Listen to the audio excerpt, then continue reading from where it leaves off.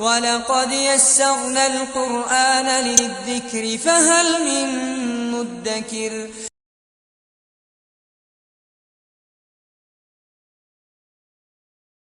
الحمدللہ رب العالمین والصلاة والسلام علی رسولہ الکریم وعلی آلہ واصحابہ اجمعین، اما بعد، اعوذ باللہ من الشیطان الرجیم، بسم اللہ الرحمن الرحیم، رب اشرح لی صدری ویسر لی امری واحلل عقدۃ من لسانی یفقہوا قولی.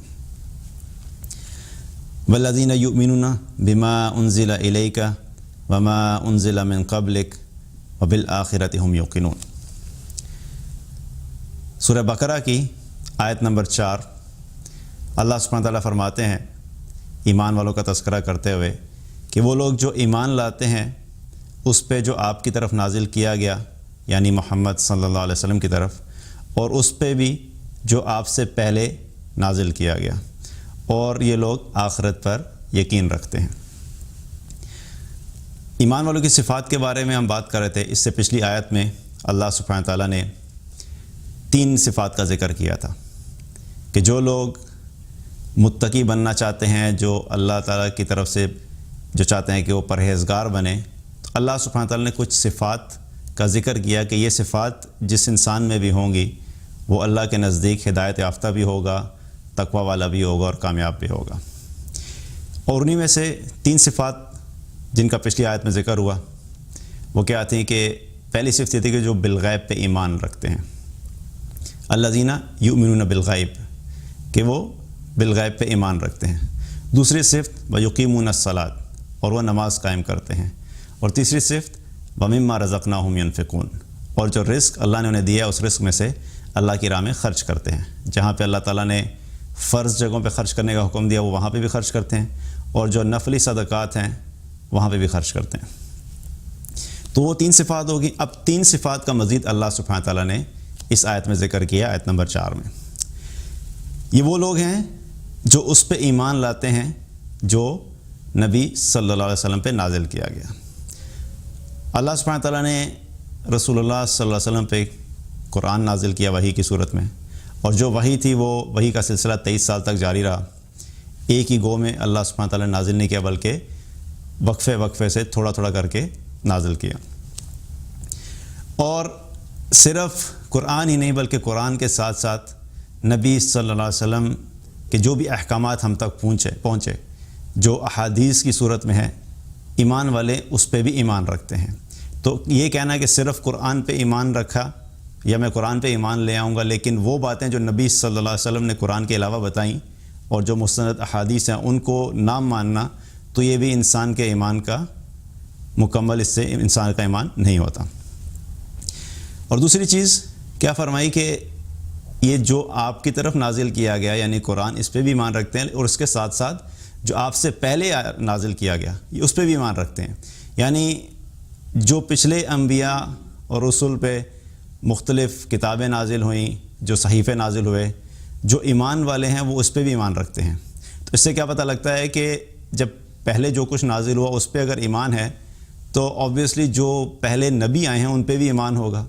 اور کوئی شخص یہ کہ میں صرف جو نازل ہوا تو اس پہ ایمان رکھتا ہوں، لیکن جن پہ نازل ہوا ان میں سے چند نبیوں کو مانتا ہوں، چند کو نہیں مانتا، تو تب بھی انسان کا ایمان کامل نہیں ہے. تو یہ کیا ہے کہ ہمیں مکمل طور پہ اس چیز پہ ایمان رکھنا کہ جو کچھ نبی صلی اللہ علیہ وسلم کی طرف نازل ہوا قرآن حدیث کی شکل میں اس پہ بھی ایمان، اور پھر جو کچھ پہلے نازل ہوا اس پر بھی ایمان.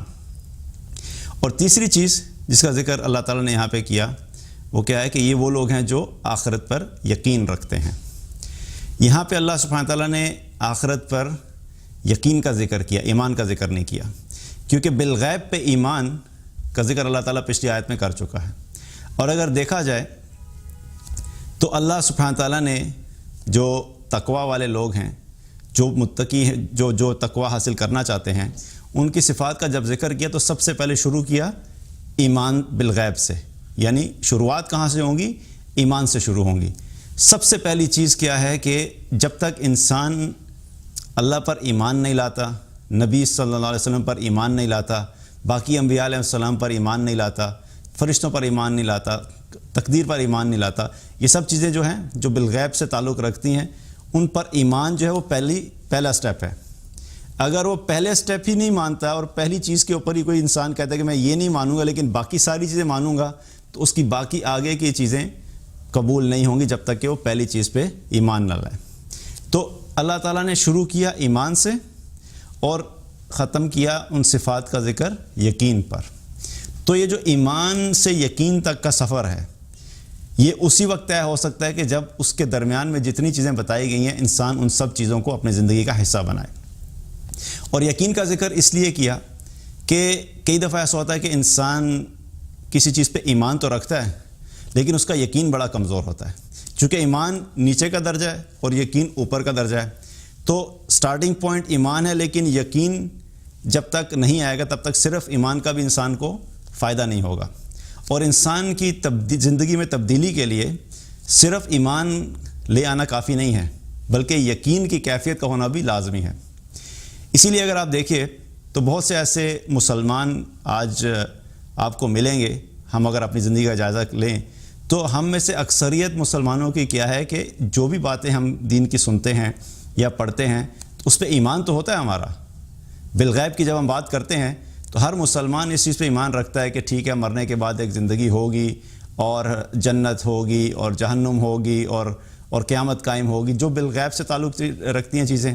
یا فرشتوں کی بات کریں تو فرشتوں پہ ایمان تو ایمان تو ہے، لیکن اس کے باوجود اگر زندگی کا جائزہ لیں تو آپ کو نظر آئے گا کہ وہ اس زندگی میں عمل نہیں ہے۔ ایمان ہر چیز کے اوپر ہے لیکن عمل نہیں ہے۔ تو جب تک یقین نہیں آئے گا، ہمارے دلوں میں اس چیز کا یقین نہیں ہوگا کہ آخرت حق ہے اور آخرت میں جو کچھ ہونا ہے اس کا میں نے اس کو فیس کرنا ہے اور مجھ سے جو سوال کیے جائیں گے میں نے ان کا جواب دینا ہے۔ میں اپنی زندگی میں جو بھی عمل کرتا ہوں، مجھے مرنے کے بعد جب دوبارہ اٹھایا جائے گا تو مجھے ایک ایک چیز کا جا کے حساب دینا ہے۔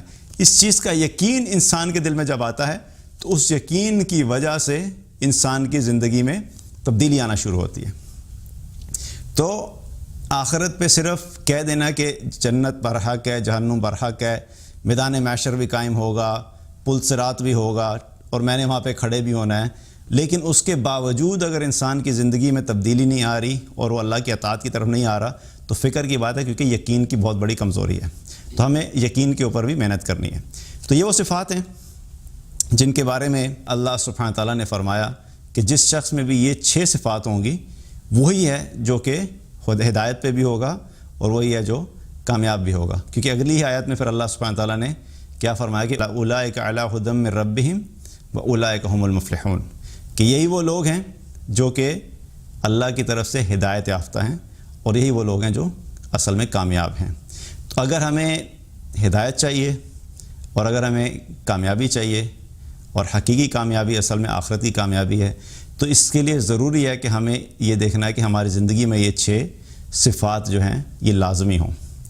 3 صفات جو پچھلی آیت میں گزری، ایمان بالغیب، نماز کا قائم کرنا اور اللہ کی راہ میں خرچ کرنا، اور 3 صفات اس آیت میں کہ جو کچھ اللہ سبحانہ تعالیٰ نے نبی صلی اللہ علیہ وسلم کی طرف بھیجا یعنی قرآن و حدیث، اس پہ ایمان رکھنا، اور جو کچھ پہلے آیا پچھلے انبیاء پہ نازل کیا گیا اس پر بھی ایمان رکھنا، اور آخرت کا یقین دل میں ہونا۔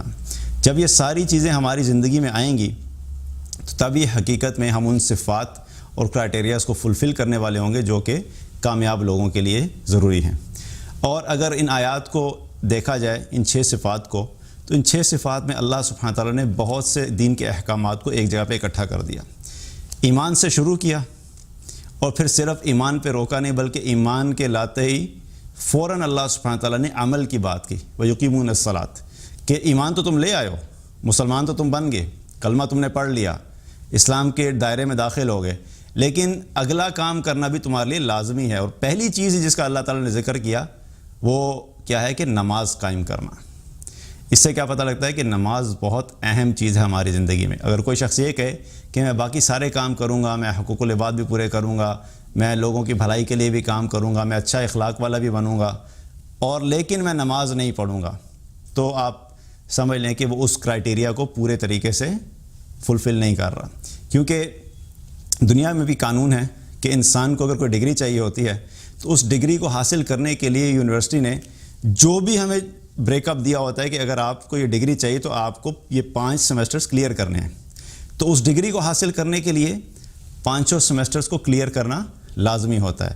کوئی شخص یہ کہے کہ میں 4 سیمسٹر کلیئر کروں گا لیکن 5واں نہیں کلیئر کروں گا، لیکن مجھے آپ پھر بھی ڈگری دے دیں، تو ایسا ممکن نہیں ہے کہ دنیا میں جب ایسا ممکن نہیں ہے تو پھر آپ یاد رکھیے کہ جب تک ہم سارے کرائٹیریاز کو پورا نہیں کریں گے جو کہ اللہ سبحانہ تعالیٰ نے اس میں بیان کیے ہیں، تب تک ہم ان ہدایت یافتہ اور کامیاب لوگوں میں شامل نہیں ہو سکتے۔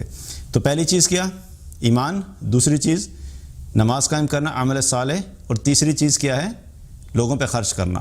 تو یہاں پہ اگر دیکھا جائے تو اللہ سبحانہ تعالیٰ نے حقوق اللہ اور حقوق العباد دونوں کا ذکر کر دیا۔ نماز پڑھنا اللہ کے حقوق میں سے ہے اور لوگوں پہ خرچ کرنا حقوق العباد میں سے ہے۔ تو یہاں سے ہمیں یہ بھی پتہ لگتا ہے کہ کوئی انسان اگر کامیاب ہونا چاہتا ہے تو اس کو دونوں پہ فوکس کرنا ہے، حقوق اللہ بھی پورے کرنے ہیں اور حقوق العباد بھی پورے کرنے ہیں، کیونکہ یہ بھی ایک ہمارے ہاں ایک مائنڈ سیٹ پایا جاتا ہے کہ لوگ یہ کہتے ہیں کہ حقوق اللہ تو چلیں اللہ معاف کر دے گا، لیکن حقوق العباد اصل چیز ہے۔ تو یاد رکھیے کہ اللہ سبحانہ تعالیٰ نے جو ہمیں دین دیا ہے، اس دین کے بارے میں اللہ تعالیٰ نے قرآن میں فرمایا، یا ایھا الذین آمنوا ادخلوا فی السلم کافہ، اے ایمان والو دین میں داخل ہو پورے کے پورے۔ تو پورے دین میں حقوق اللہ بھی آتے ہیں اور حقوق العباد بھی آتے ہیں۔ ہم لوگ اپنی مرضی سے پک اینڈ چوز نہیں کر سکتے۔ جہاں پہ جس وقت اللہ تعالیٰ نے حقوق اللہ ادا کرنے کا بولا، اس وقت میں ہمیں اللہ کے حقوق کو ادا کرنا ہے۔ جہاں پہ اور جس وقت میں اللہ سبحانہ تعالیٰ نے ہمیں حقوق العباد پورا کرنے کا کہا، وہاں پر ہمیں حقوق العباد پہ فوکس کرنا ہے۔ اور یہ دونوں چیزیں ہیں جن کو ہم نے ساتھ لے کے چلنا ہے، اور تبھی ہم اصل میں کامیاب لوگوں میں شامل ہوں گے۔ تو اللہ سبحانہ تعالیٰ سے دعا ہے کہ اللہ تعالیٰ ہمیں ان تمام صفات کے اوپر عمل کرنے کی توفیق عطا فرمائے، اور اللہ تعالیٰ ہمیں ان لوگوں میں شامل کرے کہ جو آخرت میں کامیاب ہوں اور دنیا میں بھی ہم ہدایت کے راستے پہ چلیں۔ اور ویسے بھی اگر دیکھیں تو اس سے پہلے جو سورہ فاتحہ ہے، اس میں ہم نے اللہ تعالیٰ سے کیا دعا کی تھی کہ اللہ ہمیں سیدھا راستہ دکھا، اہدنا الصراط المستقیم، کہ ہمیں سیدھا راستہ دکھا تاکہ ہدایت، جو کہ ہدایت کا راستہ ہے۔ تو آپ یوں سمجھیں کہ ایسا ہی ہے کہ جیسے اللہ سبحانہ تعالیٰ نے اس کے جواب میں ہمیں یہ چیزیں بتا دیں کہ اگر تم ہدایت کے راستے پہ چلنا چاہتے ہو تو تم ان 6 چیزوں کے اوپر فوکس کرو۔ اگر یہ 6 چیزیں صحیح طریقے سے تمہاری زندگی میں آ جاتی ہیں تو تمہیں ہدایت مل جائے گی۔ اور ایک اور چیز ہمیں کیا پتہ لگتی ہے کہ ہم اپنی مرضی سے جو ایک لوگوں کو مختلف ریکمنڈیشنز دیتے ہیں نا، کہ اپنی طرف سے بنا کے بتاتے ہیں کہ بس تم یہ کر لو تو تم کامیاب ہو، جو کہ ہم شارٹ کٹس نکالتے ہیں۔ تو یاد رکھیے کہ ہماری بتائی ہوئی باتیں جو کہ ہم اپنی ذات سے، اپنی رائے سے، اپنے اوپینین سے بتائیں، اس کی کوئی حیثیت نہیں ہوتی جب تک کہ وہ چیز قرآن و سنت سے ثابت نہیں ہو۔ اور بہترین راستہ، اور بلکہ ایک ہی راستہ جو کہ سیدھا راستہ اور ہدایت کا راستہ ہے، وہ قرآن و سنت ہے۔ اور اس میں جس طریقے سے ہمیں جو باتیں بتائی گئی ہیں، اگر ہم ان چیزوں کو اسی طریقے سے کریں گے تبھی ہم لوگ ان لوگوں میں شامل ہوں گے جو ہدایت یافتہ ہیں۔ اللہ تعالیٰ ہم سب کو عمل کی توفیق عطا فرمائے۔ بارک اللہ علیہ ولکم۔ السلام علیکم ورحمۃ اللہ وبرکاتہ۔